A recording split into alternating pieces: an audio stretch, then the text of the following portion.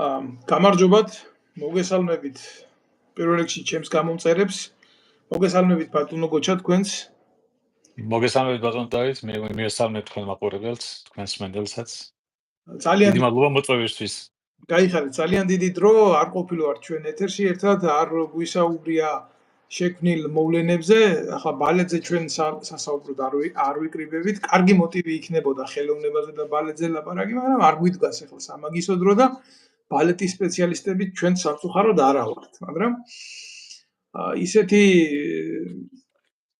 მოვლენები ვითარდება სოფლიოში, არა მარტო საქართველოში და რა თქმა უნდა ამ ჯაჭვსაც მიბმულია ჩვენი ქვეყანა, ვერ დავდგებით ნამდვილად ისე რომ ერთი სიტყვა არ თქვათ ჩვენი საზოგადოების ცნობიერება არ გავამდიდროთ რეალურად ჭეშმარიტი მოვლენებით რაც ხდება, არა ისეთი შექმნილი მოდელირებული ქრონიკით, როგორც ეს ახასიათებს დღევანდელ ხელისუფლებას და ოპოზიციას და ამიტომ კვლავ შევიკრიბეთ ბატონი გოჩა, ვინც ახლა შემოუერთდა ამ ეთერებს და არ იცნობს ამ სერიებს ჩვენი გადაცემების, ამერიკაში ცხოვრობს უკვე წლებია, არის ამერიკის მოქალაქე.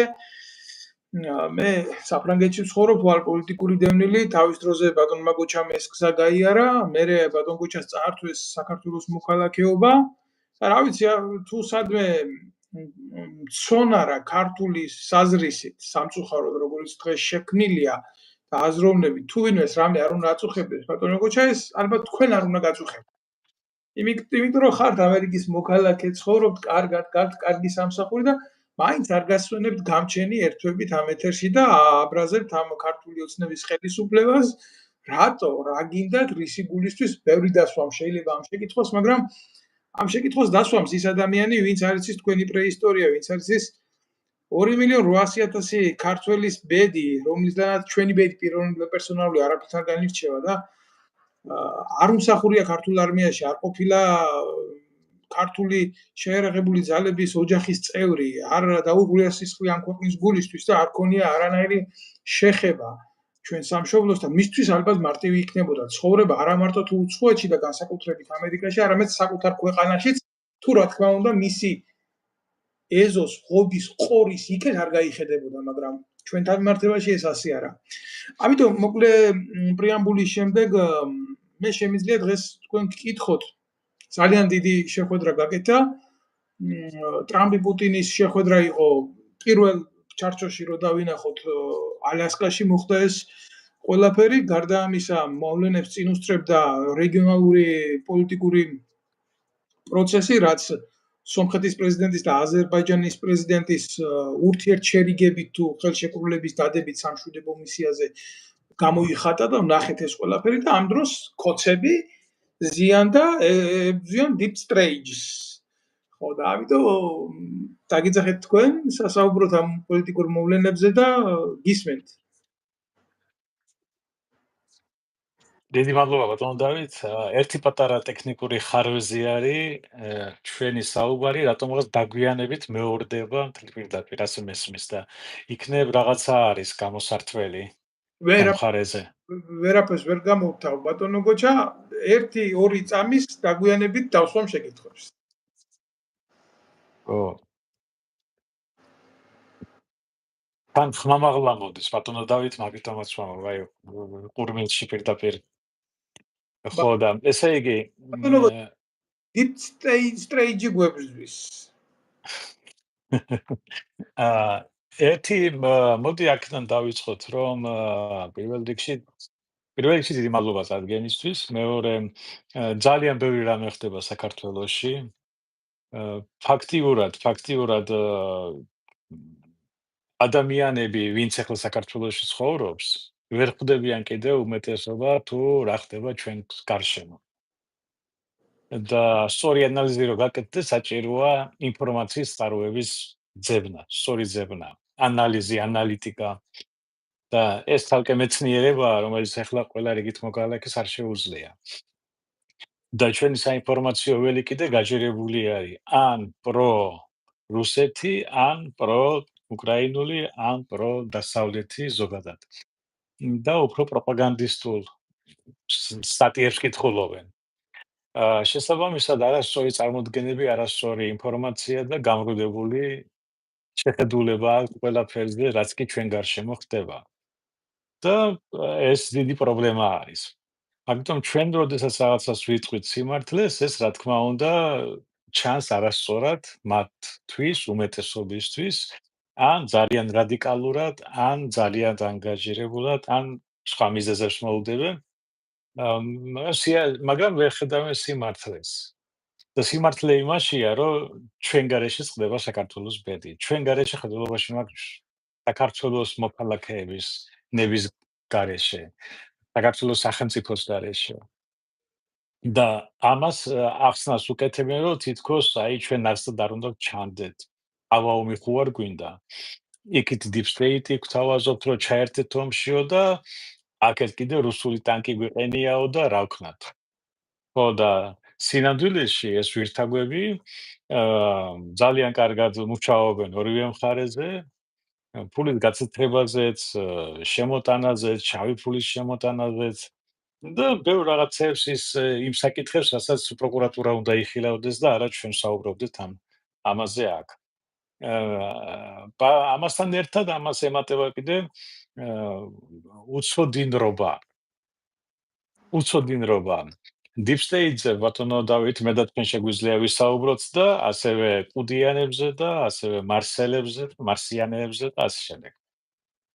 მაგრამ ადამიანი, როდესაც სათანამდებობაზე ზის და ხსნის თავის უმოქმედობას იმით, რომ ჩვენ რაღაც როგორ გითხრათ, იმიტომ ვართ ასეთ მდგომარეობაში, რომ ჩვენ არ გვინდა ომი და ამ დროს საქართველო ითიშება ყველაფრისგან, ანუ ყველა იმ ბებიდან, რაც შემოსავალი უნდა მოუტანოს ქვეყანას, ყველა იმ რეგიონალური პროექტებიდან, თავდაცვითი პროექტებიდანაც კი ჩვენ ესე იგი ვჩებით ყველაფრის მიღმა და ვემსგავსებით იმ ნავს, რომელსაც არც პარუსი აქვს, არც პატარა მოტორი, არც ნიშვევი.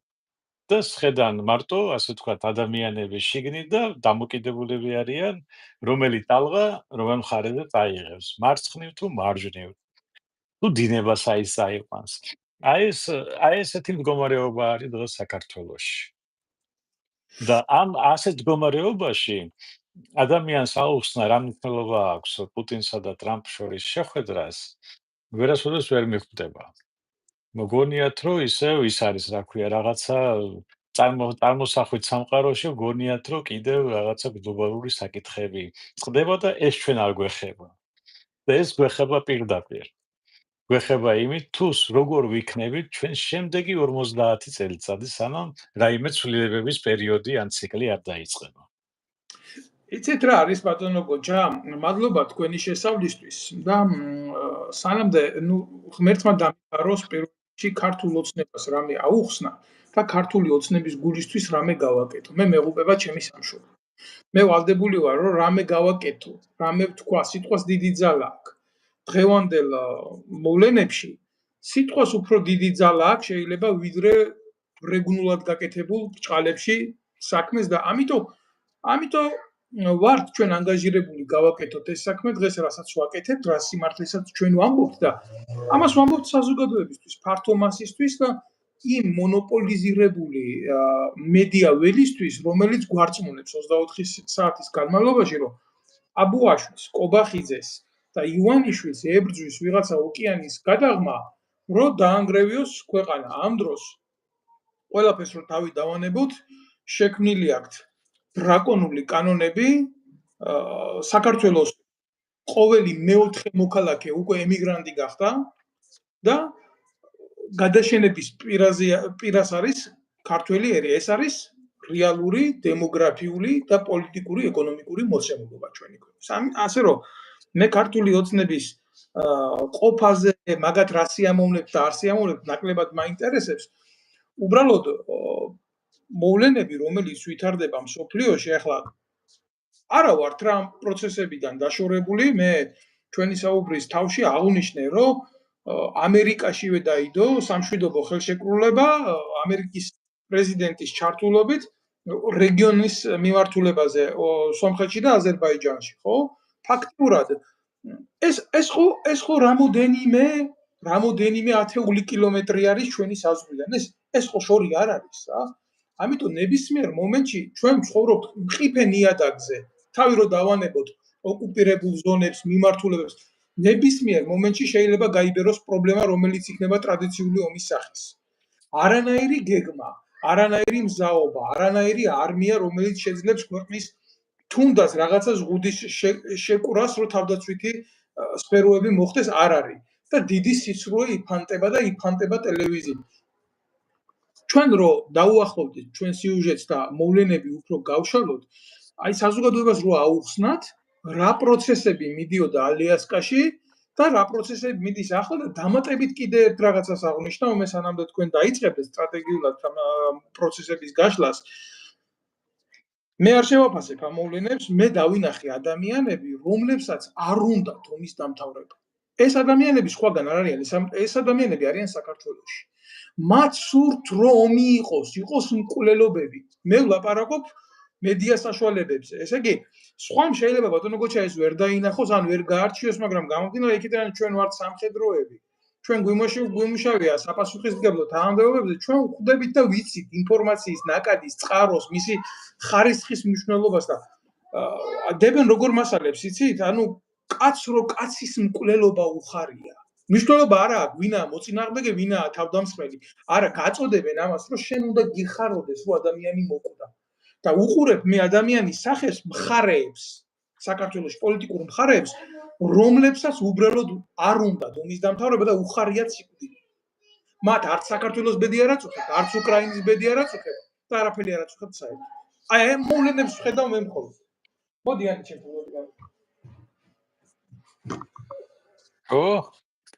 მოდი გიხდით. ფერი. უნდა გამოთქვას თავისი აზრიც. კარგი არის. გასაგებია ბატონო დავით თქვენი ისა. მე გეთანხმებით რომ ასეთი ადამიანებიც არსებობენ. მაგრამ ჩვენ უნდა უყუროთ ამას ცოტა როგორ გითხრათ, ცოტა სხვანაირად უნდა შევხედოთ ამ ყველაფერს. ეს ყველაფერი არის, როგორ გითხრათ, ომის ეფექტებიდან ომიდან გამომდინარე რაღაც გადახრები, რომლებიც ამა თუ იმ ქვეყანაში, ამა თუ იმ მოსახლეობაში, ამა თუ იმ ადამიანებში წარმოიშობა ამგვარი ექსტრემალური მდგომარეობის დროს. ეს მართლა ექსტრემალური მდგომარეობაა, იმიტომ დიდი ომი მიდის 1500 კილომეტრია ფრონტის რეალური სიგრძე. ეს დიდი ომი არის, ეს მეორე მსოფლიო ომის მერე არ ყოფილა ასეთი ომი ევრაზიის კონტინენტზე.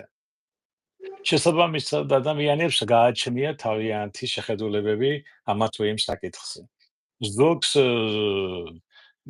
შეშისგან ან გაემართება, ან სხვა აზრები მოზის, ზოგი გირდება, ზოგი პირიქით ხდება უფრო აგრესიული და ასე შემდეგ. მაგას უნდა ძალიან ასე ვთქვათ, შევხედოთ ძალიან წყნარად.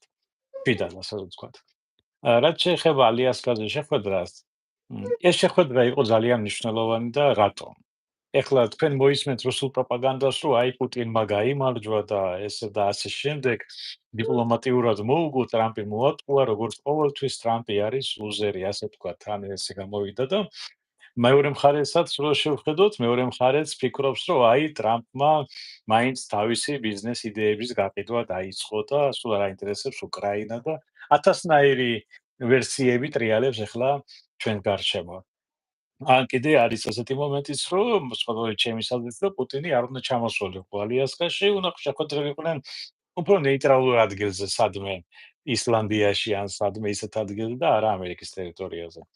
მაგრამ ჩვენ უნდა ვუყუროთ სიმბოლიზმს. სიმბოლიზმი თუ როდის ხდება დიპლომატიაში ეს ძალიან მნიშვნელოვანია და არანაკლებ მნიშვნელოვანი იმ საკითხებზე, რაზეც ისინი ღიად საუბრობენ. და რა ხდება მათ გარშემო ჩვენ ამიტომ ამასაც უნდა დავაკვირდით რა პირობებში არის მიღებული, როგორ არის მიღებული, როგორ ისხდნენ, როგორია მათი ასე ვთქვათ სხეულის ენა, რა ხდებოდა მათ გარშემო. ეს ამ ყველაფერს თუ დააკვირდებით და შეაჯამებთ, ამით ბატონმა ტრამპმა დაანახა პუტინს, რომ შეუძლია კარგადაც იმოქმედოს და შეუძლია ცუდადაც იმოქმედოს მისთვის.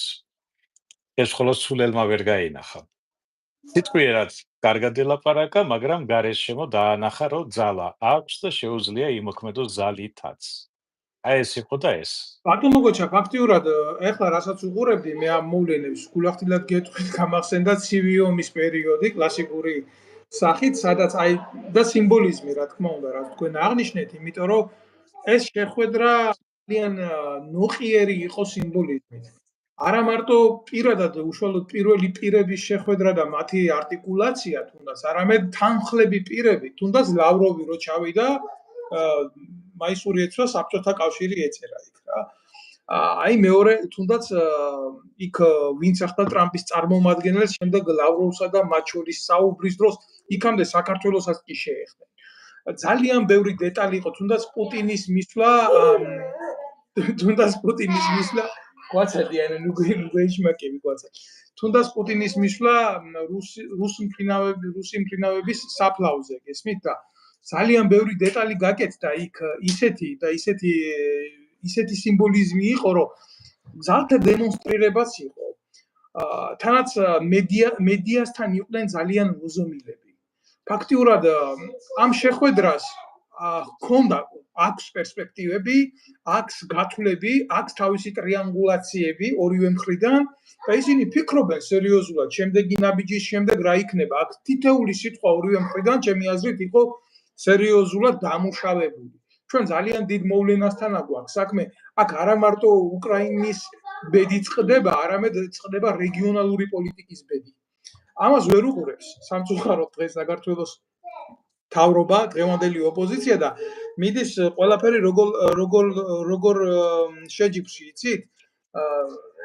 ეს თავის ტრაგედიაში რო აქვს ჰამლეტი ასახული, რომ ისო ომსო იწყებსო და იმ ომშიო შესახვედრათო აგროვებსო პატრონოებსო, რომლებიცო ხმელი პურის გულისთვისო ქვეყნის დასალიერშიც კი გამოყვებიანო რა. მე არ მინდა რომ ქართველ კაცს გქონდეს ისეთი სახე, რომ რაღაცა ომი ხდება და ხმელი პურის გულისთვის ქოლ განახოს და შეეფაროს. აი ასეთ დონეზე ვარ სამწუხაროდ. მე არავის არ ვამცირებ, არავის არ უკრძალავს ადმე წასვლას რამე ომს, მაგრამ კრიმინალები, რომლის გასამართლებაც ვერ მოახდინა დღევანდელმა ხელისუფლებამ, დღეს წასულები არიან უმრავლესობა თავშეფარებულია ეგრეთ წოდებულ რეგიონალურ ომს, ამ საზარელ ომს და გმირებად ეტენებიან საქართველოს მოსახლეობას. ჩვენი პრობლემები გვაქვს. გარდა იმისა, რომ სოფლიოში მიდის ასეთი დიდი უბედურება და ჩვენ ბატონო გოჩა, სიტყვა არ დატოვოთ რა, ჩვენ ტრიბუნალშიცად გვიზის წულუკიანი, არც ისე დიდი ხნის გასულია 8 აგვისტო, რომლის უშუალო მონაწილეც მეც ვარ და მთელ ქართველ ერს ადგება სერიოზული შეურაცხყოფა ამ ქალის და მისი გარემოცვის წრიდან და მე მოგვიანებით თქვენ გთხოვთ, რომ აი ამ დეტალებზეც ისაუბროთ. აუცილებლად. მოდი დავიწყოთ იქიდან ჯერ ალიასკაზე მიმდინარე შეხვედრა რატო იყო მნიშვნელოვანი. როდესაც სერიოზული რეგიონალური ომი მიდის და ეს ფაქტიურად მსოფლიო ომის ერთ-ერთი ეპიზოდია, რომელიც მიდის ახლა რუსეთ-უკრაინის ფრონტზე. მსოფლიო ომი რეალურად გაჩაღებული არის უკვე და ამაში არის ეკონომიკური, ფინანსური და სხვა ისბერკეტები ჩართული. შესაბამისად ორი ქვეყნის პრეზიდენტის შეხვედრა მნიშვნელოვანი იყო იმიტომ, რომ ეს ორი ქვეყანა ყველაზე დიდი ბირთვული არსენალის მფლობელი. და საჭიროა რომ დაუდასტურონ ერთმანეთს, რომ ეს არ გადავა ზღვას, სადაც იქნება გამოყენებული ბირთვული არსენალი. მაგრამ ორივემ გამოთქვა მზაობა, აჩვენა მზაობა, რომ ორივე შეუძლია თქვათ ერთმანეთი გაანადგურონ. მაგრამ ორივე დაადასტურა, რომ ამას არ იზამენ. ეს ერთი. ეს მნიშვნელოვანი იყო, რომ ეს შეხვედრა ამ კუთხითაც. მეორე მთავარი საკითხი, რომელიც ახლა ვლადიმერ პუტინს აწუხებდა, ეს იყო ჩრდილოეთის რესურსების ათვისება და შორეული აღმოსავლეთის რესურსების ათვისება. რაც ასე ვთქვათ, ძალიან უნდა ამერიკის ბიზნეს წრეებს. ანუ მან ჩამოუტანა ტორტი ამერიკულ მთავრობას, რომ მოდი გავიყოთ ეს ტორტი. და როგორც წესი 60-40-ზე არის. 60% ამერიკელებს, 40% რუსებს. იმიტომ ამერიკული ტექნოლოგიების გარეშე ის რესურსი მხოლოდ მიწაში არის და იყოს, მაგრამ ვერავინ ვერ ახლებს ხელს, ასე რომ ვთქვი. რა თქმა უნდა, ამერიკული ბიზნეს წრეების ეს მნიშვნელოვანია. მაგრამ მეორეს მხრივ ეს არის მორალური მხარე კიდე. ეხლა წარმოიდგინეთ თქვენ 42 წელს თუ 43 წელს ვთქვათ ჩერჩილი ან რუზველტი ჩასულიყო ან ჰიტლერი ჩასულიყო ვაშინგტონში და შეეთავაზებინა რაღაცა გარიგებები აფრიკაზე და სხვადასხვა ტერიტორიებზე, როგორ გამოიყურებოდა ეს იმ პერიოდისთვის. ანუ მორალური მხარე მაინც ყოველთვის იქნება მაღლა დიპლომატიაში და პოლიტიკაში. ანუ მართალი მხარე უნდა იყო. და ასეთ შემთხვევაში რუსეთმა სამწუხაროდ დაიკავა არასწორი პოზიცია და შესაბამისად მისი შეთავაზებები იქნება განულებული. მარტო დარჩება იმ დონეზე, რაც მუშაობდა მანამდე. მაგიტომ ამ კუთხით პუტინმა ვერ მოთაფლა ამერიკის მთავრობა. რატომ? არა იმიტომ, რომ ბატონ ტრამპს ეს არ უნდოდა. მას ძალიანაც უნდოდა, როგორც კერძო პირი ხელს მოაწერდა ნებისმიერ საბუთს ახლა. მაგრამ აქ არის დემოკრატია, აქ არის კონგრესი, აქ არის სენატი, რომელიც ამის უფლებას არ მისცემდა. და შესაბამისად ეს მოლაპარაკება დარჩა მხოლოდ მოლაპარაკებად, ასე ვთქვათ, მეტი არაფერი უშედეგოდ. რაც შეეხება უკრაინის მიმართულებით, ამერიკის მხარე ვერასოდეს ვერ იქნება უკრაინის ტერიტორიების გამკარგველი. და შესაბამისად ტყუილი მოლოდინებია, რომ ამერიკამ და რუსეთმა გაიღო უკრაინა და ასე შემდეგ იდიოტებისა და ასე ვთქვათ შეთქმულების თეორიების მოყვარულებთათვის, ასე ვთქვათ რა, მათ როგორც უყვართ აი კიევამდე რუსეთი იქნება, კიევის მერე ამერიკა. არა, ამერიკა მოინდომა ადრე ლვოვით იყო კმაყოფილი და ეხლა უნდათ კიევიც. და რაღაცა ესეთ რაღაც სისულელეებს ამჟღავნებენ, ასე ვთქვათ, ჭორების სახით. მაგრამ ეს ასე არ იქნება. უკრაინის ხელისუფლების ალხის გარეშე, უკრაინის ტერიტორიების ბედს არავინ არ გადაწყვეტს.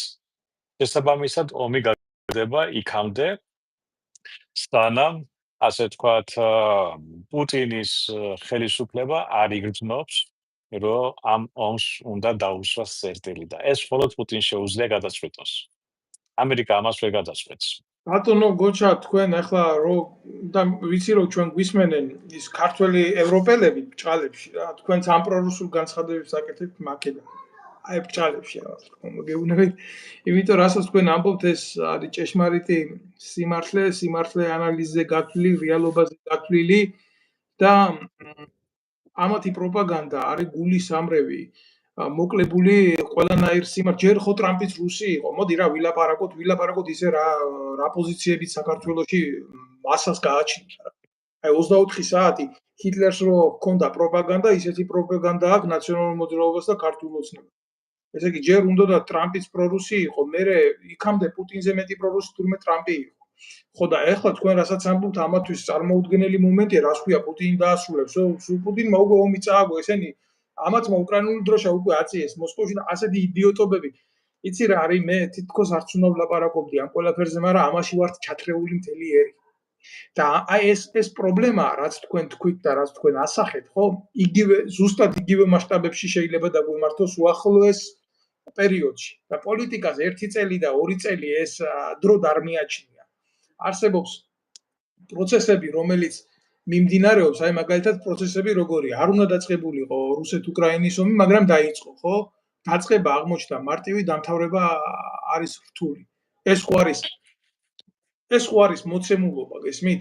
აქ მნიშვნელობა დააშავა, ბაიდენის ადმინისტრაციამ დააშავა, პუტინის ადმინისტრაციამ დაიწყო ომი, ის იყო ამის თავში, ის იყო ამის ბოლოში, იყო მეოთხე თუ მეშვიდე ქვეყნის ინტერესი. დღეს მოცემულობა არის ასეთი, ადამიანები კლავენ ერთმანეთს.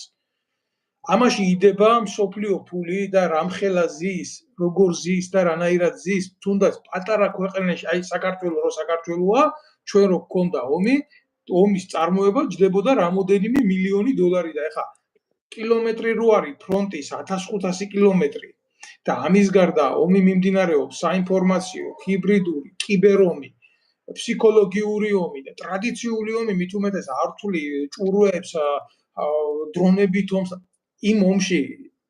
იმ ომის ფასი რა არის? ერთი დღის ომის ნებისმიერს შევეკითხები. ხო, ანუ ამას გულისხმობ, სადაც იდება ფული, იქ არის ეკონომიკა ტრიალებს, იქ არის იმ ფულის გადამხდელის ინტერესი თავისთავად რა, ესე გაჩენა დაჩერდი, დაწყნარდი, ეხლა დავიწყო, ეხლა დავამთავრო, ესეთი რაღაცეები არ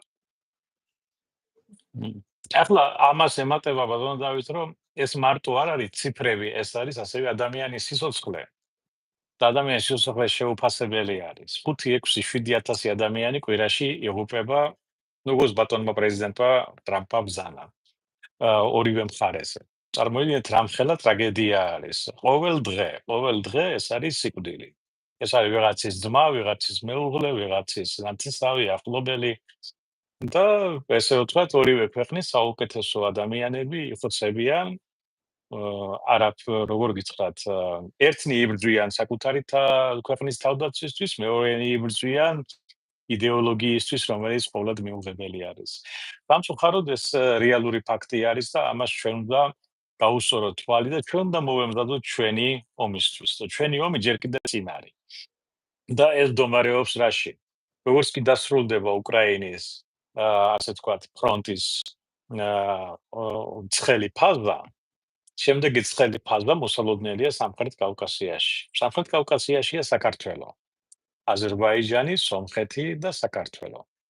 კი, შეთანხმება მიღწეულია აზერბაიჯანსა და სომხეთს შორის, მაგრამ არიან ძალები, რომლებსაც არ აწყობს ეს შეთანხმება და არიან ძალები, ვისაც აწყობს, რომ ომი გაჩაღდეს სამხრეთ კავკასიაში, რომელიც გადავა ასევე ჩრდილოეთ კავკასიაში და შემდეგ გავრცელდება, ასე ვთქვათ, ვოლგისპირეთში და ზემოთ.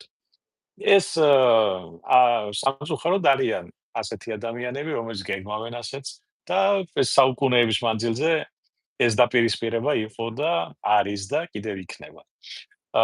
ჩვენ რას ვაკეთებთ ამ შემთხვევაში? აი, რა კეთდება ჩვენ ქვეყნის ჩვენ ქვეყანას რო ვუყუროთ, რო შევხედოთ ჩვენი ქვეყნის უსაფრთხოებიდან გამომდინარე, რა არის გასაკეთებელი, რომ ჩვენ ეს ავიცილოთ, თუ ვერ ავიცილეთ, როგორ დავიცვათ ეფექტურად. და გამოვიდა, რომ ჩვენი ქვეყანა არაფერს არ აკეთებს პირიქით. ჩვენი მთავრობა არის, მთავრობის წევრები ჩართულები არიან ქართული მოსახლეობის გარეკვით ქვეყნიდან. ქართველი ქალის განდევნის საქართველოდან და შემოიხავთ არაბები და ასე შემდეგ სხვა უცხო ტომელები საქართველოში ასახლებენ უფრო გაჭირვებულები, რომლებისთვისაც საქართველო არის სამოთხე და ხდება, ასე ვთქვათ, ჩვენი ქვეყნის, როგორ გითხრათ, ოკუპაცია ამ ლიბერასტების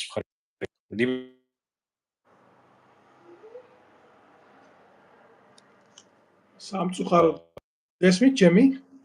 დიახ. ჩვენება გაითიშა ბატონო გოჩა. ავიცი, ხედავ?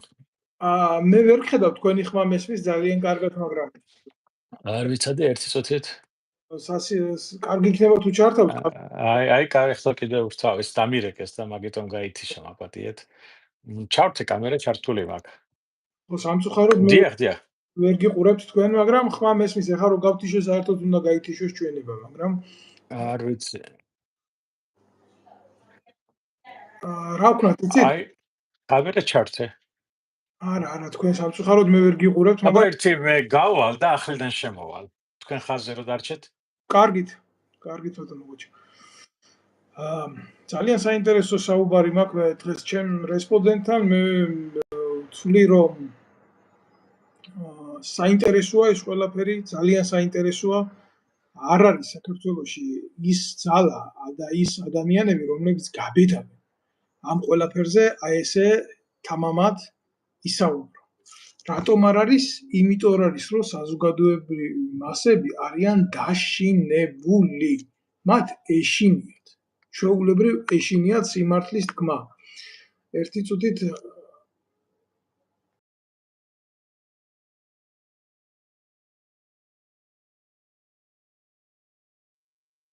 მათ ბრუნდები ისევ მათ ეშინიათ სიმართლის თქმა და ეს სიმართლე, რომელიც მიუღებელია ფართო მასებისთვის, სამაგეროდ მისაღები არის ქართული ოცნებისთვის, რომელიც ამ ყველაფერს აუბედურებს და აუბედურებს საქართველოს მოსახლეობას. მე ჩავთავ ბატონ გუჩას ისევ დავაჭირე მიღებას ხელი წესით უნდა ჩაერთოს ისევ რა არგერო შემოგერ აჰა არქე გაცილებით უკეთესია მაგარი ბატონო გუჩა რომ ქართული ოცნების პერიოდში მოხდა ისეთი შიდა დანაშაულები როგორც არის მაგალითად არ ხდებოდა შეიძლება შევარდნაძის ამ ბოლო დროს უბნის ინსპექტორებმა დაიწყეს წამლის გაყიდვა. აჰა და ესენი თითქოს როგორც კანონ მორჩილი ხელისუფლება თურმე უბნის ინსპექტორებს მორფიუმის გაყიდვაზე იჭერენ. და ამითი ანახებენ ყველას აი როგორ ებრძვიან კრიმინალს და ებრძვიან კრიმინალს პოლიციაში თურმე. და ასეთი გეოპოლიტიკური კატაკლიზმები მიდის ჩვენს ირგვლივ და ესენი იწვევენ აი ახლა იმას აზერბაიჯანმა კარგოს მინდა ვთქვა ის ჩვენ ვსაუბრობდით საქართველოს საკეთებს ამისთვის რომ ჩვენ კავკასიას ომი თავიდან ავიცილოთ ან თუ მოხდება როგორ დავიცვათ თავი და მაგიტომაც საქართველოში ხელისუფლება მე არ მგონია რომ ეს ხელისუფლება რომელიც არის ამ ეტაპზე რამის გამკეთებელი იყოს იმიტომ რომ მათ წარმოდგენაც არ აქვს საქართველოს როგორ უნდა დაიცვან. მათ იმედი აქვთ რომ რუსული ტანკი რომელიც ცხინვალში დგას ის გააკეთებს პრევენციას და არა ქართული ჯარი. მართლა გეუბნებით ასეთი გათვლები აქვს მაგათ მეტი არაფერი. ანუ რუსების იმედზე არის ჩვენი მთავრობა, მეტი არ არის. უბრალოდ რა არის, ქართული ოცნება არა არც რუსები არ არიან, არც ამერიკელები არ არიან, არც გერმანელები არ არიან, არც იაპონელები. იცით რა არის, ჩემი ხანგრძლივი შესწავლის შემდეგ მე მივედი მაგათი შესწავლის შემდეგ მე მივედი ამ დასკვნაზე, რომ ესენი არიან უსქესო არსებები. მათ არ გააჩნიათ არანაირი იდეოლოგია, მათ არ გააჩნიათ არანაირი სამშობლო, სადაც ძალას ნახავენ, აი იქ წაწვებიან რა. ამ შემთხვევაში რუსია ხვალ თუ იქნა ვინმე რუსზე დიდი ძალა იმას დაუწევია. ეთაქვებით ახლა და თავარია საკუთარ ხალხს ერეოდნენ და კონდეთ იმის ძალა რომ სულ საკუთარ ხალხს მოერიონ თუ არა. სხვა ქვეყნის გარიდან რა პრობლემაა?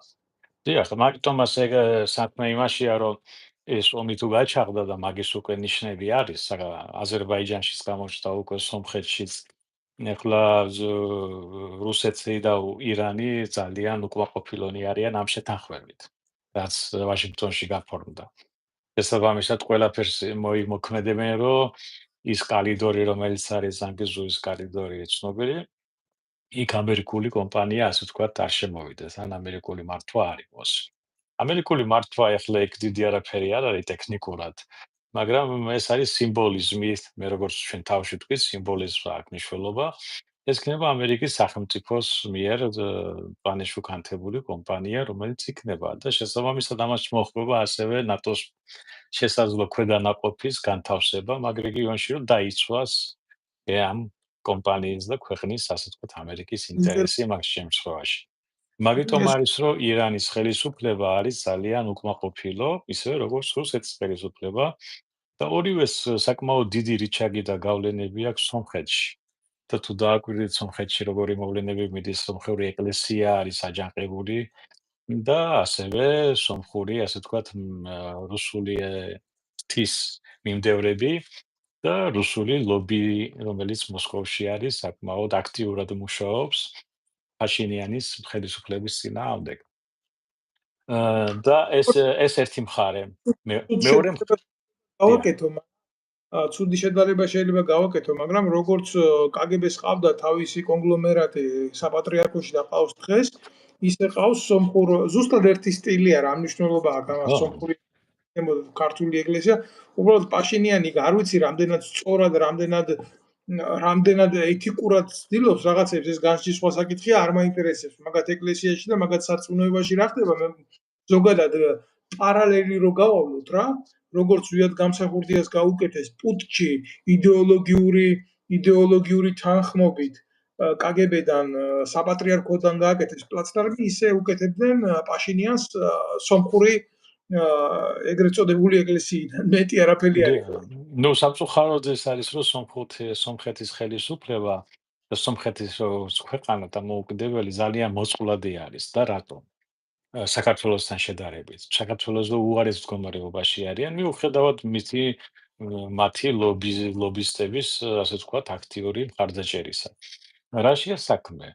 მაგალითად, სომხური ეკლესია, ეს არის ყველა სომეხთა ეკლესია, ხო, ასე ვთქვათ. ეს არგენტინელი სომეხი იქნება თუ კალიფორნიელი თუ ისა, ეს მათის არის ყველასი.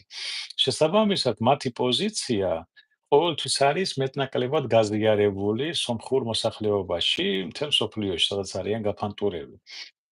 და უნდა ეს გავლენა არსებობს, როგორც არ უნდა შეეწინააღმდეგოს პაშინიანი, ეს არის უზარმაზარი ძალა.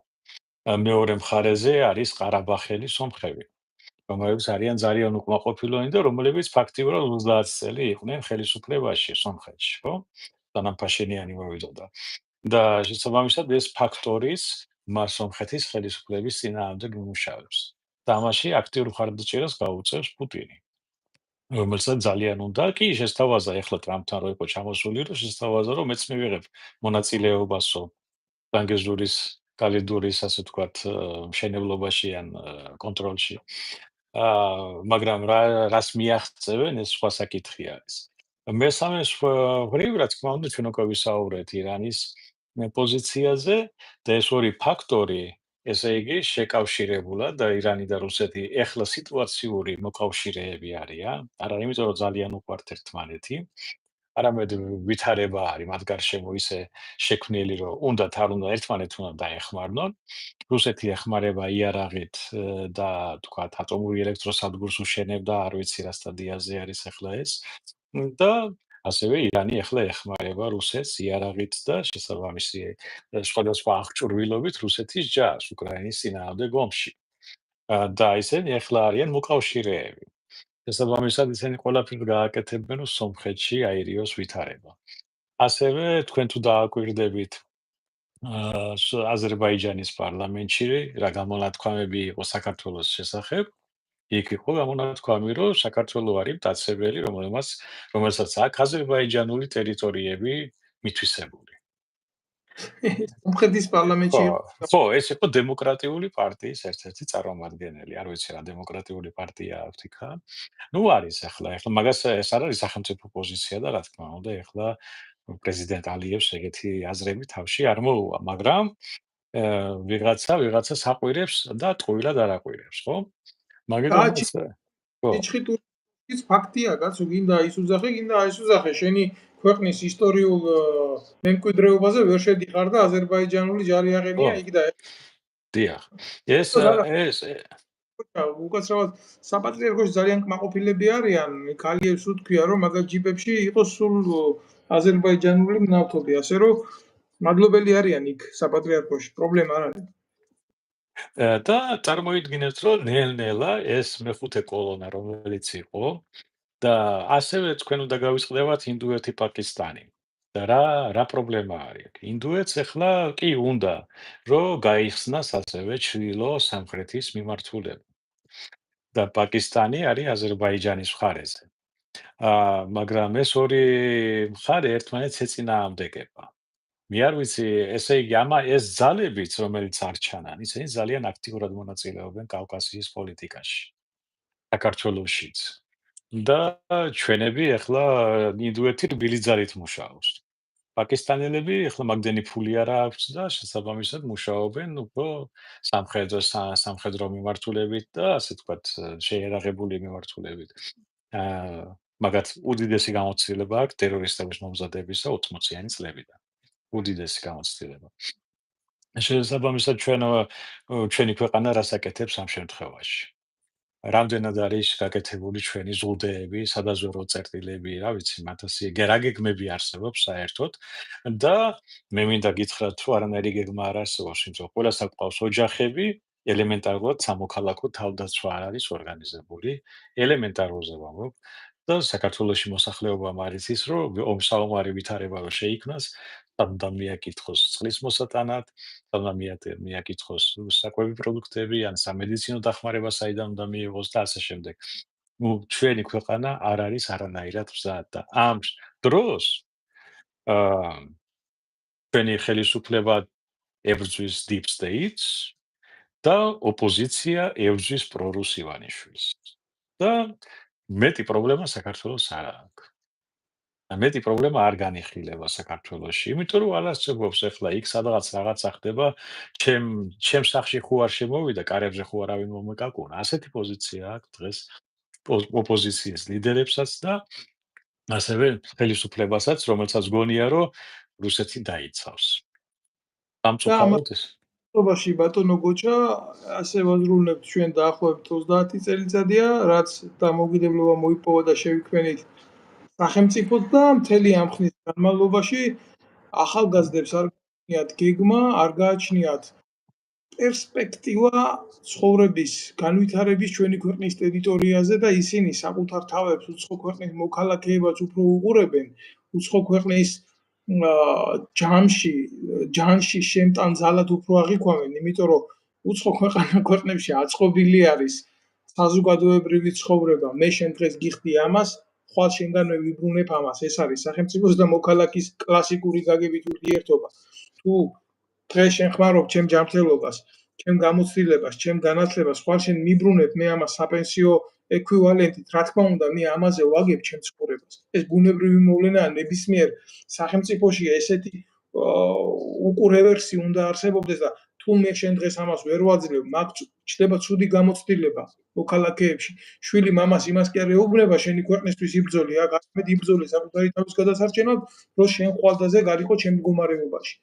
შეიძლება მორალურად ეს ადამიანები ჩვენ გავამტყუნოთ, მაგრამ იცი რა არის, ძალიან რთულია შენ მასის მორალს შეეხო, როდესაც უყურებ ამას გარედან და მარტო ცივი პატრიოტიზმით უდგები და პატრიოტიზმის სინამდვილეში არის ის, რომ შენ ხელში აღება შეძლო შენი ბედის. ქართველმა ერმა თავისი ბედის აღება ვერ შეძლო და საქართველო იცლება არა მარტო მისი მოსახლეობიდან, არამედ იცლება არანაირი განათლება, არანაირი მომავალი, არანაირი ფაქტიურად გადაქცეული ვართ ჩვეულებრივ ცეხად ინდოელების და პაკისტანელების მოსამზადებლად, იმიტომ რომ თურმე განათლებას ვაწარმოებთ, რომელიც მათთვის მნიშვნელოვანია და ეხლა ის რატო წამოვა აგერ ევროპაში და ვერც წამოვა აქ ზვირიღის სწავლა, აგერ საქართველოში დადგმულ რაღაცა მუნაკში შევიდა, გადაიხადა ფული, წავიდა მის პაკისტანში, გახდა ექიმი და არის მადლობელი. გამიგედა აი ამით კმაყოფილდებით ბატონო გოჩა და ამ დროს ჩვენი მოსახლეობა, ჩვენი სტუდენტები ქვეყნიდან გადიან და გარბიან და ქვეყანა იცლება და ნადგურდება.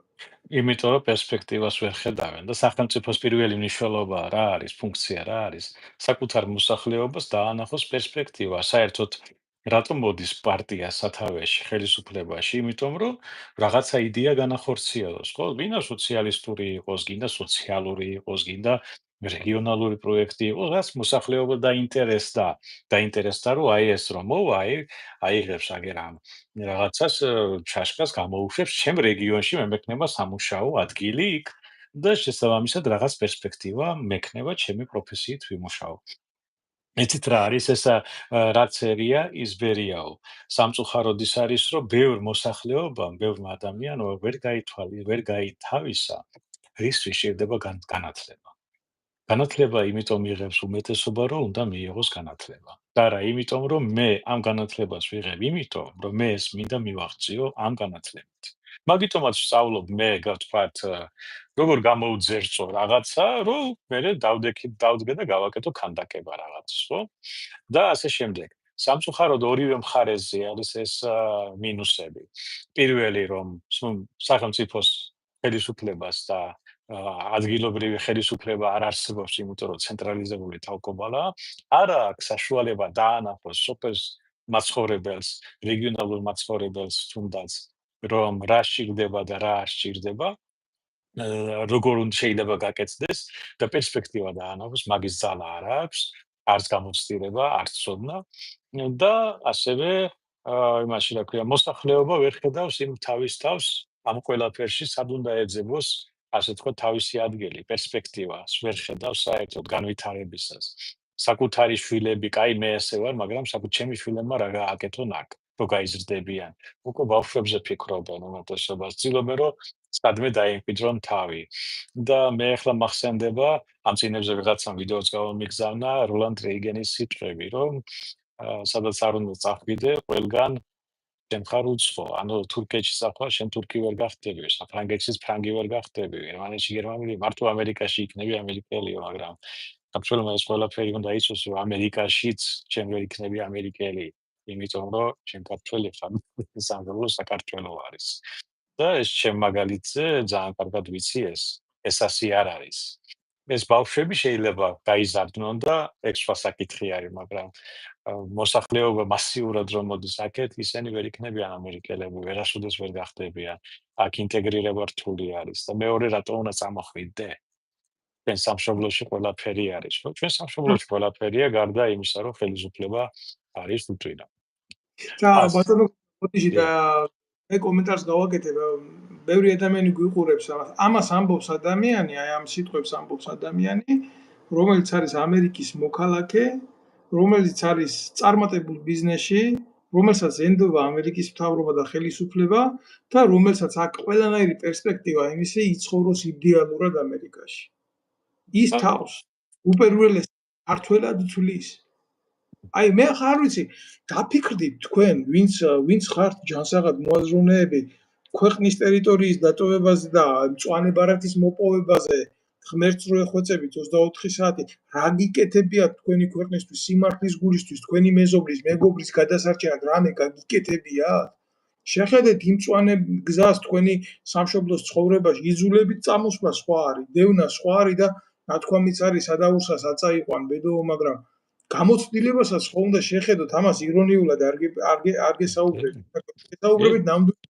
ეს იმიტომ რომ მე 6 წლიანი ემიგრაციის გზა მაქვს ბატონო გოჩა, რა თქმა უნდა, ისეთი მდიდარი გამოცდილება არ მაქვს როგორც თქვენ, მაგრამ ჩემი გამოცდილებიდან მეც შემიძლია ვილაპარაკოთ ამაყად რაღაცეები და მე მინდა უთხრა აქედან მოუწოდო ყველას, რომ ყველაზე სიძლიერე არა სხვის ქვეყანაში ინტეგრაცია, არამედ საკუთარ ქვეყანაში ბრძოლა ინტეგრაციისთვის.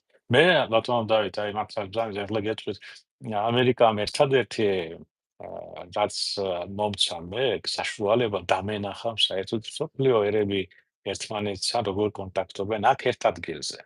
როგორ არის კანონი ორგანიზებული, როგორ არის სახელმწიფო ორგანიზებული მიუხედავად ეროვნებისა, რწამსისა, ორიენტაციისა და ასე შემდეგ.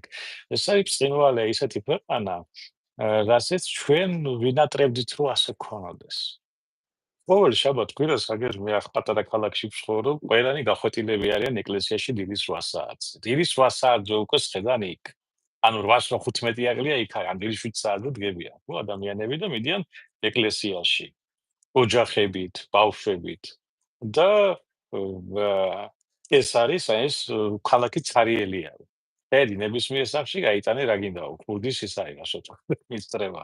მაგრამ წარმოიდგინეთ ამერიკა დიახ, ხო, ეს აქ აი გეუბნებით მე აი ოსტინში ვარ, აქ ოსტინთან პატარა ქალაქი არის ლიანდერში და აქ ლიანდერში ასე არის და ასევე ყველა ამ პატარა შემოგარენ ქალაქებში. ყველა ზოგი პროტესტანტია, თავის ეკლესიაშია, ზოგი კათოლიკია, იქით არის მართლმადიდებლურიც არის, ყველანაირი ეკლესიები არის აქ და ყველა ეკლესიაში დადის და ყველა ზოგჯერ ორჯერ ტარდება წირვა, რომ ხალხი არ ეტევა ზოგ ადგილზე. ხო და ზოგი არის დილით ადრე იწყება და მეორე იწყება 12-ის ნახევარზე ან 12-ზე. წარმოიდგინეთ, ასე არის დალაგებული. ეს არის ქვეყანა, რომელსაც ჩვენ ვეძახით ურწმუნოებს და გარყვნილობა და ესეთი გარყვნილები რო ვიყოთ, ჩვენ რა გვიჭირდა? ალბათ ესე არ ვიქნებოდით საერთოდ საქართველოში, ხო? და მაგრამ მაგ მეორე მხარეც არის კიდევ ამ ქვეყანაში რაც დავინახე, როგორ არის ორგანიზებული სახელმწიფო, როგორ არის პასუხისმგებლობა გადანაწილებული, როგორ არის კონტროლი ამ სახელმწიფოზე და ამ ჩინოვნიკებზე, როგორ ხორციელდება ეს კონტროლი, როგორ ასრულდება კანონი, როგორ მუშაობს კანონი და ბევრი კარგი რაღაცა ჩვენ რატომღაც ჩვენმა ხელისუფლებებმა არ ვიცი ვინ ვერ წაიკითხა, ვერ გადმოიღო, გინდა სოფლის მეურნეობის მიმართულებით, გინდა პოლიციის მიმართულებით, გინდა ნებისმიერი მიმართულებით რო ავიღოთ, რაც ჩვენ ქვეყანას წაადგებოდა. არ იყო ნასწავლი, არ იყო გადაღებული. შეიძლება აქედან აიღო გამზადებული მოსა, მოარგო შენ ქვეყანას, დაატესტო და გაუშვა სისტემაში, რო ხალხმა ამოისუნთქოს თუნდაც ადგილობრივი თვითმმართველობის სისტემა როგორ არის ორგანიზებული აქ. პოლიციის უფროსი ქალაქში ირჩევა. 2 წლით, მეტი არა. მოსამართლეც არჩევითი არის. პროკურორიც არჩევითია. კაი დედმამიშვილებია და თავის საქმე კარგად არ გააკეთონ. მევაც მე აღარსად არ მიიღებენ. იგივე უნდა მოხდეს საქართველოში. დაალაგდეს ეს სისტემა უნდა დაალაგდეს. შესწავლილი რაც კარგი არის, უნდა გადავიღოთ და ეს ყველაფერი მოვარგოთ ჩვენ ქვეყანას და დავალაგოთ ესა და ეს არ იყო გათვალისწინებული. პირიქით ჩვენი ხალხი ყველანაირად ეუბნებოდა, რომ ესე იგი საქართველოში არაფერი გამო ნიჰილიზმის დათესვა მიდიოდა მიზან მიმართულად. გააკ საქართველოა და აბა ეხლა ეს როგორ გამოვა. გამოვა ძალიან კარგადაც გამოვიდა, მოსახლეობა ადამიანი ყველგან ერთნაირი არის, ხო? თუ აქ შეძლეს ამ ადამიანებმა, ჩვენ და თუ არ შეგვიძლია იქ გავაკეთოთ, ხო? ჩვენ სამშობლოში.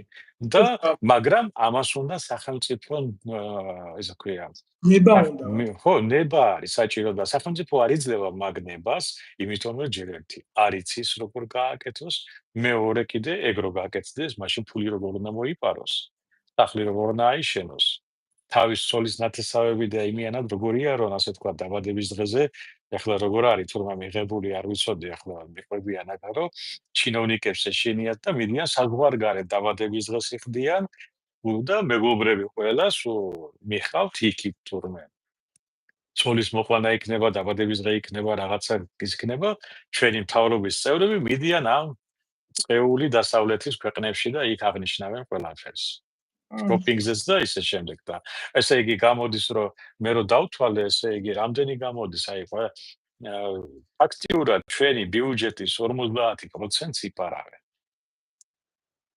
ანუ არასწორად ხარჯავენ დავარქვათ ასე რო არ იყოს რომ ცილისწამება არის არასწორად იხარჯება ჩვენი ქვეყნის ბიუჯეტი და შესაბამისად ჩვენ რო არ მოვთხოვოთ მაგიტომაც აი რომ ქართული მოსახლეობა უნდა გავიდეს და ეხლა პაკისტანელი და ინდუელი და არაბი 100 წელი არ მოსთხოვენ ამას, იმიტომ რომ იმათთან ეს ნორმა არის. რომ უფროსმა უნდა მოიპაროს. ან თამი აიღოს. ეს ნორმა არის და ეს არსად არ წავა ეგ. დუბაიშიც გინდა და ინდუეთში გინდა თუ ჩინეთში თუ ყველა. ჩინეთში ნაკლებად ეხლა იქ ეშინია დახრეტავენ მაინც.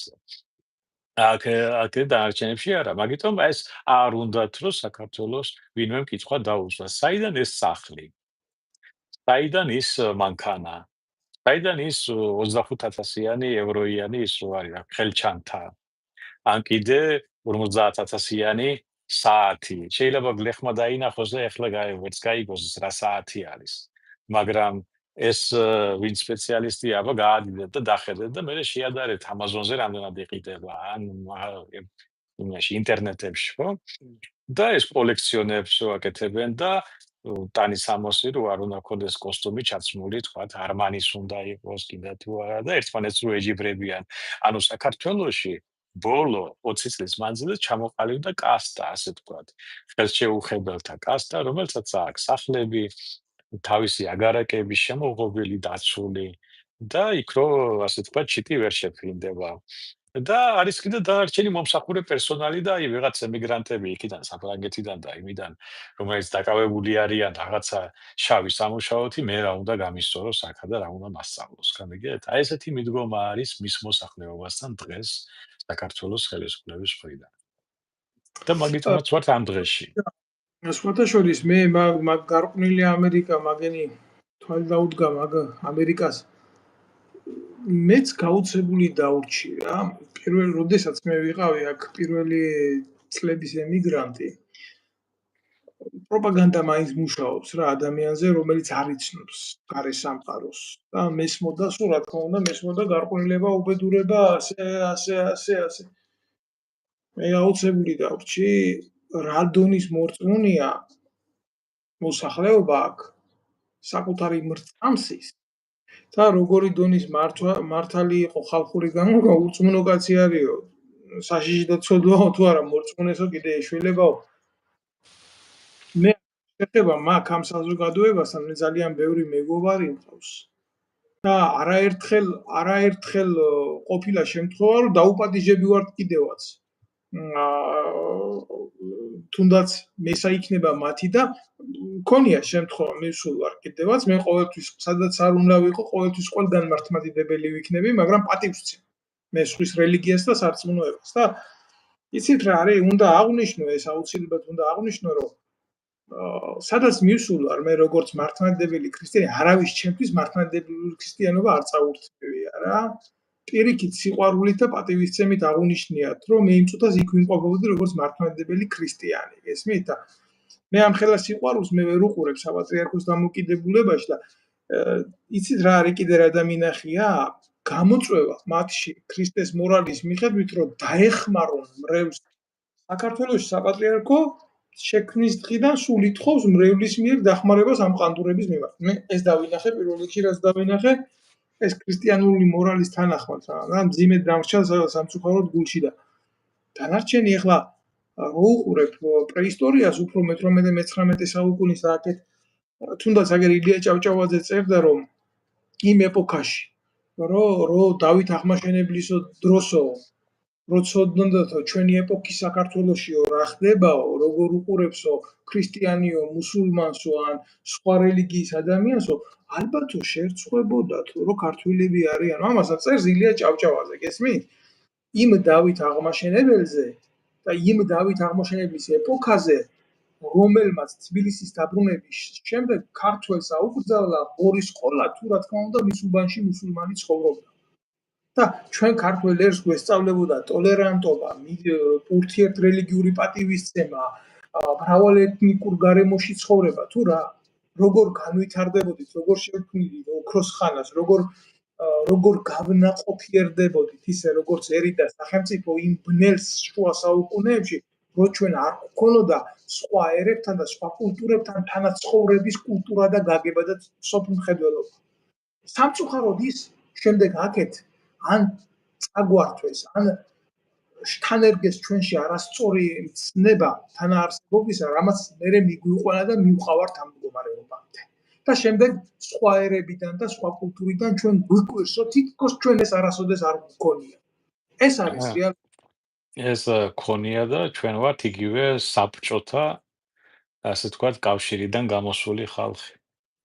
და სადაც რელიგია არ თამაშობდა დიდ როლს, ეს იყო უფრო ძალიან ვიწრო წრი ადამიანებისთვის, ახლო რაღაცა, მაგრამ მასიურად გინდა საქართველოს გინდა ყოფილ საბჭოთა კავშირში მასიურად რელიგია არ თამაშობდა დიდ როლს ოჯახების ცხოვრებაში ან აღზრდაში და მაგიტომაც გამოვიდნენ რამდენიმე თაობა და უფრო გამოვედით როგორ გითხრათ იცით უფრო ცინიზმი უფრო მეტია ვიდრე წამსი საქართველოს მოსახლეობაში მან ჩემი თაობას და ზემოთ ეს ორი აზრი არ არის ეს ასე არის ну სკირეოდენი ხალხი გამონაკლისით იმიტომ რომ ბევრს რო შეეკითხოთ ბიბლია არც კი იცის რა ფერი არის და გადაშლილიც არ აქვს არავის საკითხული არ აქვს ხო საკითხვაზე ხო ზედმეტია ლაპარაკი მაგიტომაც ეს ბუნებრივია ეს მდგომარეობა იმიტომ რომ ყოფილი СССР-ს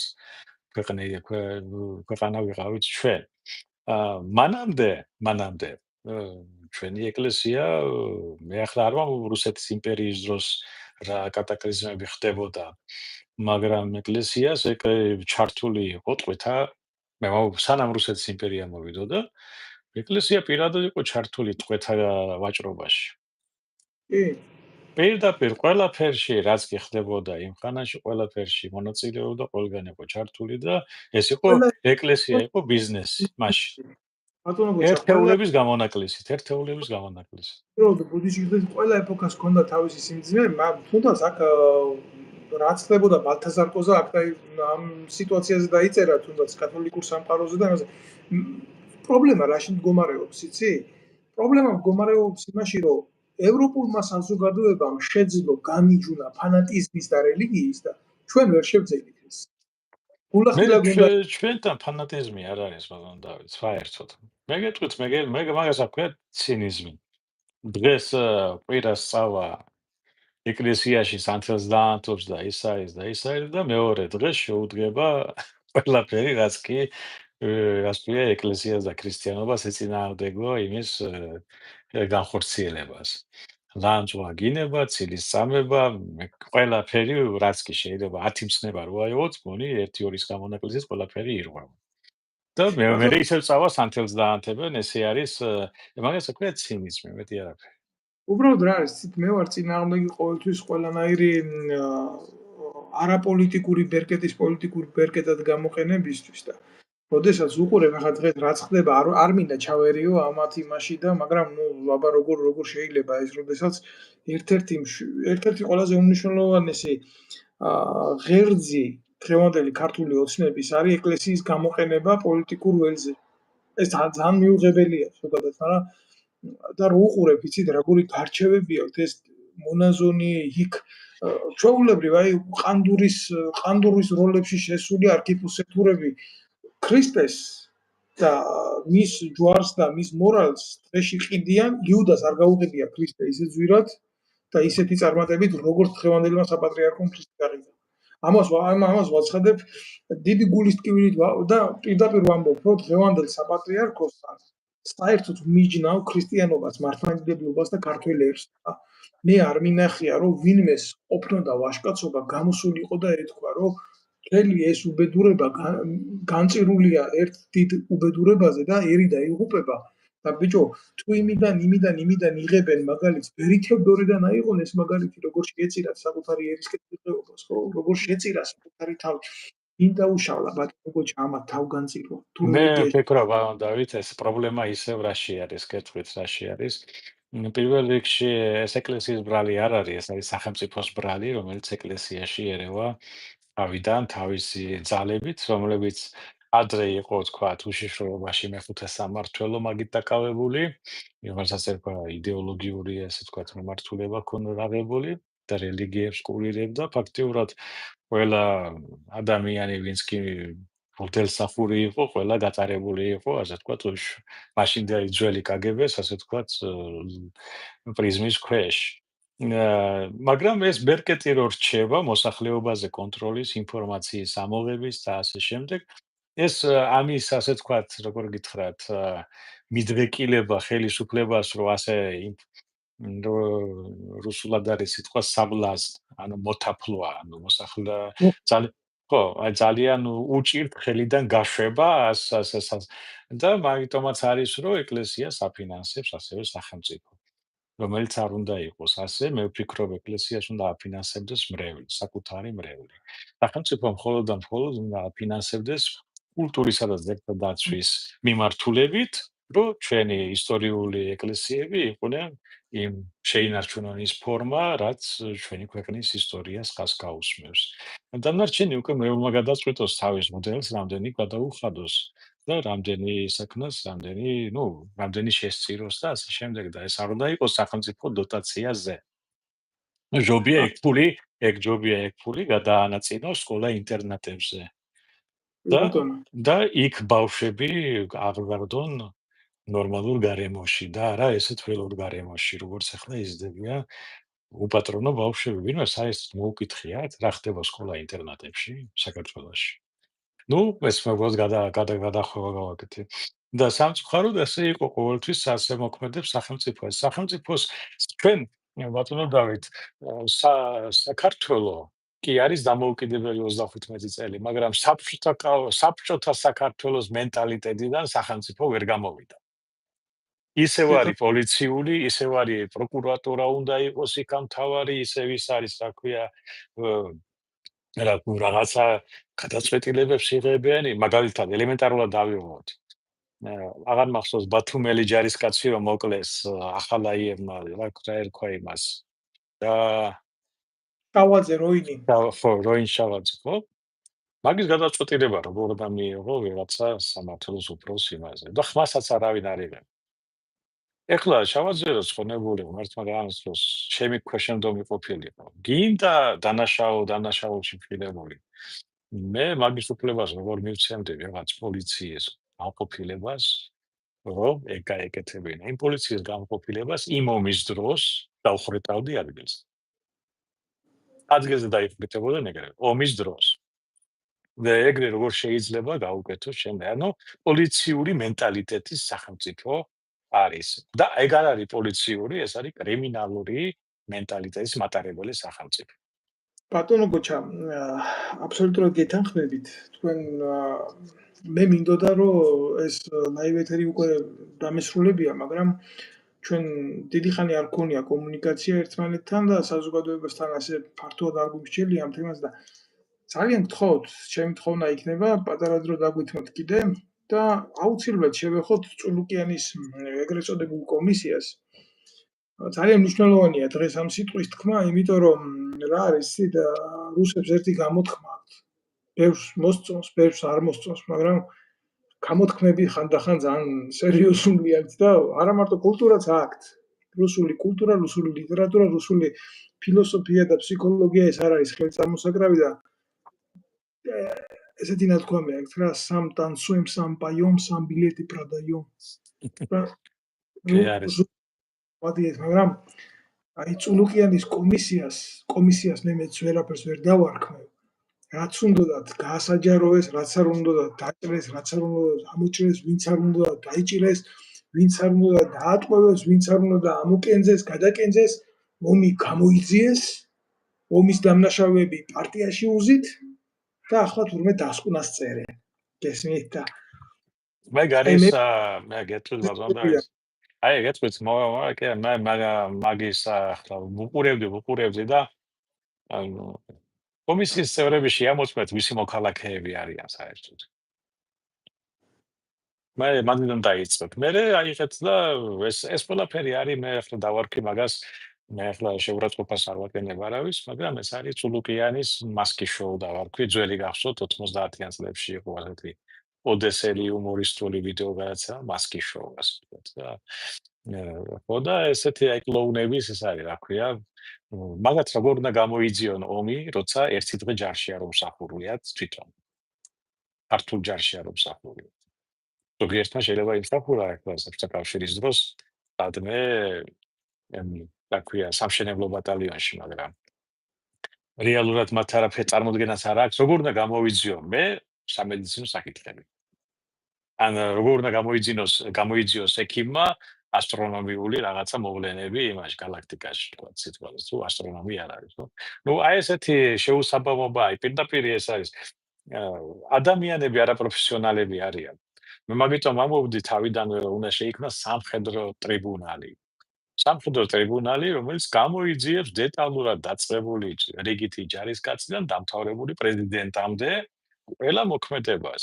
არა მარტო იმიტომ, რომ ვიღაცა გინდა თუ არა უნდა დაიჭირონ დასაჯონ, არამედ გამოიტანონ დასკვნები ამა თუ იმ მიმართულებაზე, რა შეცდომები იყო დაშვებული, რომ ჩავიდეს ისევ დაიდოს სასწავლებლად, გინდა სამხედრო აკადემიებში, გინდა παιδანაყოფებში, რომ ასეთი შეცდომები აღარ გამოუდგეს. მართვაში, გადაწყვეტილებებში, ომის წარმოების, ასე ვთქვათ, მართვაში, ეკონომიკაში, ფინანსებში და ასე შემდეგ. ეს არის ფართო საკითხი, მაგრამ ეს ასე ვთქვათ, შოუ წარმოდგენა რაც იყო პარლამენტში, ეს უფრო იყო რაღაცა ეგოს დასაკმაყოფილებლად თუ აი ხო რაღაცა გავაკეთეთ. და მართალი ბრძანეთ, იქ ძირითადი დამნაშავეები ოცნების რიგებში შეხვედან ადრე იმაში იყვნენ ნაციონალებში, ახლა ოცნებაში შეხვედან. თუნდაც რა ვიცი ის ქალბატონი რო ყვებოდა რომ წაართვეს ყველაფერი და დატოვეს საწყალი ყველაფრის გარეშე ის ადამიანი ოცნებაში ზის პარლამენტში ზის ვინც გააკეთა ეს ყველაფერი მეორე ადამიანი ერთი ჩემი მეგობარია რომელსაც წაართვეს ყველაფერი და ისა გენერალურ პროკურატურად გაამწეს ეს როგორ გენერალურ პროკურორად იყო კაცმა ღამეთ ფეხები დაკიდებულზე მამამისი მოუკვდა მეორე საკანში იმას წაართვა ყველაფერი და ის კაცი იყო გენერალური პროკურორი შოთანზე მაგალითად ხო და რამდენი იყო ეგეთი 800-ზე მეტი საქმე არის მარტო სერიოზული რომელიც არ იყო გამოძიებული და თაროზე იდო ბოლო 13 წელი და ეხლა ეს შოუ დადგმული იყო რომ ნაცები არიან ცუდი და იძიებენ ყოფილი ნაცები აი ეს არის ყველაფერი იძიებენ რა მაგას ბრჭყალებში სიტყვა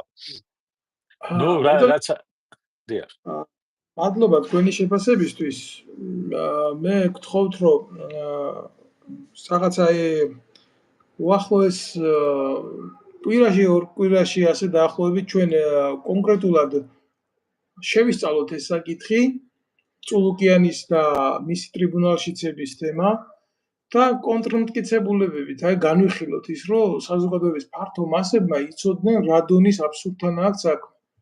იმიტომ რომ რა ხდება იცით? თვითონ ესეთ დილემას წააწყდნენ. კაცი ყავთ დაბარებული, უბრალოდ ქალბატონი ყავთ დაბარებული, რომელსაც უსამძიმრებენ მის თავს დატეხილ უბედურებას და ამ დროს ვინც ეს ჩაიდინა დღეს უმაღლეს თანამდებობაზე უზით იქვე პოლიციაში. ესმით თქვენაში ეს საქმე.